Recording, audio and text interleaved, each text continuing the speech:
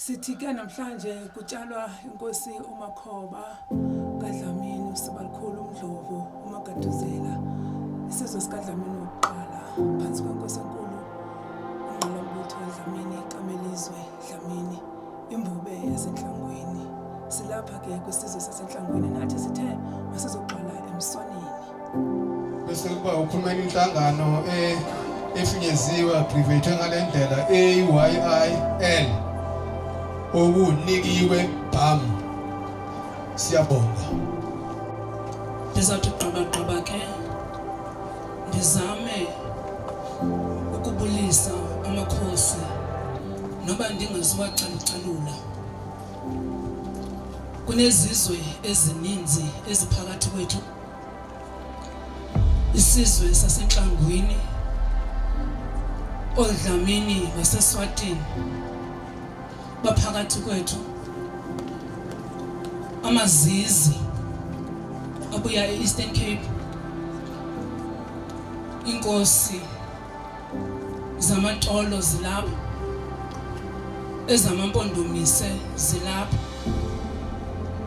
isizwe sabathembu sikhona apha, isizwe sikaMageba, isizwe sakwaZulu, nezizwe endingakhange ndibe ndiyazikhankanya, amaHlubi, zonke izizwe eziphakathi kwethu.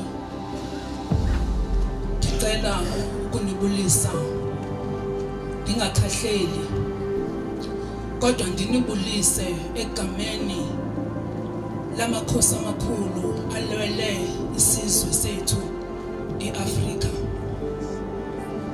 Igama lam ndingunikiwe inkosazana ebuya kwisizwe samampondomise. NdinguMangxabane, ndinguRhibela, ndinguBhaka Nomhlehlo, ndinguMeyiwa, ndilithole lomthwakazi.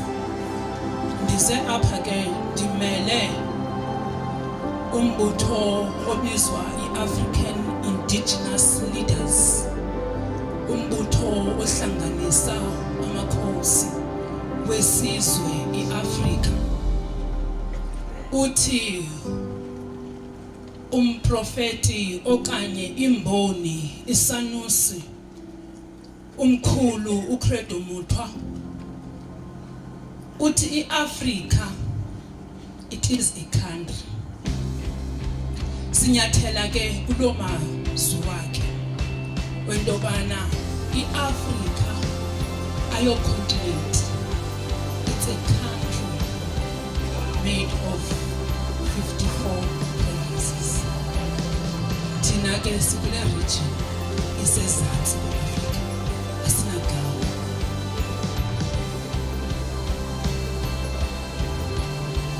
Le nhlangano uNkosi Makhoba sidibene naye eMhlangumvula eNewcastle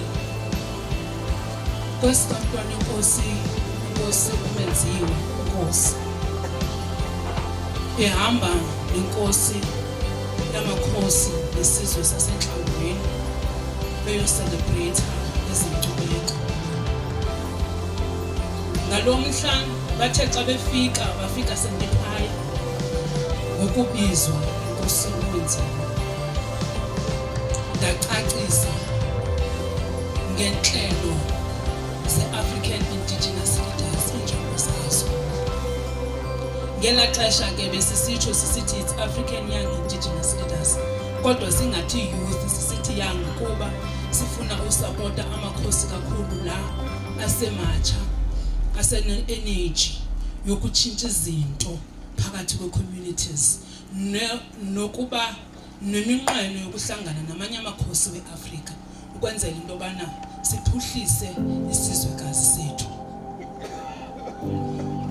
Xa ndicacisa uNkosi uMakhoba uthi ingaba sendimdala namna for ubana ndingene kule ntlangano yenu, ngoba nkosazana ndiyayithanda le nto uthetha ngayo, kwaye le nto uthetha ngayo ingasincedisa kwiphulo lethu esikulo lokuvuselela ubukhosi basentlangwini, kuba sitshona ngapha nangapha sayidinga isapoti yabantu abathi bafuna ukurestore the dignity of our traditional leaders, ngokudevelop i-community, ngokuphuhlisa ulutsha, ngokudala imisebenzi.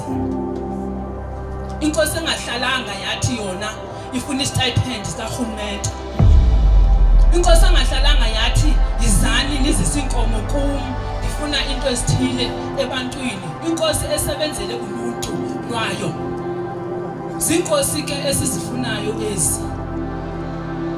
Inkosi eziyaziyo into bana izihlalo ezihleli kuzo zizihlalo zokhokho, zizihlalo abagcinisweyo zona into bana banakekela abantu besizwe, hayi ezopolitiko.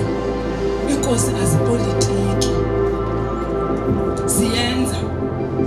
Imagine xa uyinkosi usize ebantwini uzothi uzuza namanzi, uzuza ne-electricity, zidlule inyanga, uphele unyaka ungayenzanga loo nto.